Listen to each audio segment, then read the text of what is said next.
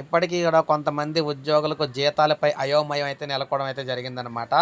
ఆంధ్రప్రదేశ్‌లోని doctor BR Ambedkar సార్వత్రిక విశ్వవిద్యాలయానికి చెందిన ఏపీలో పనిచేస్తున్న ఉద్యోగుల జీతాల బిల్లును పంపించేందుకు వర్సిటీ నిరాకరించింది. దీంతో ఏపీలో పనిచేసే ఉద్యోగులకు జనవరి నెల జీతాలు నిలిచిపోయాయి. విభజన చట్టం ప్రకారం గత ఏడాది జూన్ 2 నాటికి 10 ఏళ్లు పూర్తయినందున ఏపీలో ఇప్పటికే వర్సిటీ సేవలను నిలిపివేసింది.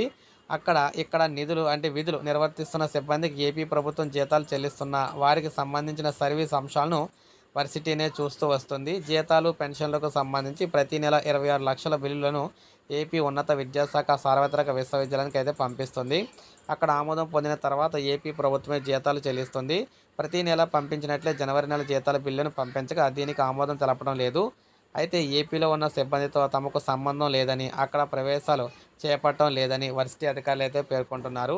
మొన్నటి వరకు డాక్టర్ బిఆర్ అంబేద్కర్ సార్వత్రిక విశ్వవిద్యాలయం ఆధ్వర్యంలో ఏపీలో పనిచేస్తున్న సిబ్బందికి వర్సిటీ నిబంధనల ప్రకారమే జీతాలు, ఇంక్రిమెంట్లు, డిఏలు చెల్లిస్తూ వచ్చారు. విభజన తర్వాత ఏపీలో కొత్తగా సార్వత్రిక విశ్వవిద్యాలయం ఏర్పాటు చేయలేదు. స్టడీ కేంద్రాలే ఉన్నాయి. ఈ విద్యా సంస్థలు ఎలాంటి ప్రవేశాలు అయితే చేపట్టలేదన్నమాట.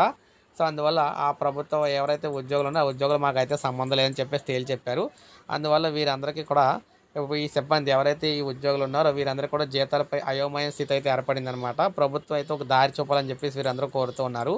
సో ఇది మనకు అప్డేట్. ఒక లైక్ చేయండి, సబ్స్క్రైబ్ చేసుకోండి, మన ఛానల్ సబ్స్క్రైబ్ చేసుకోండి.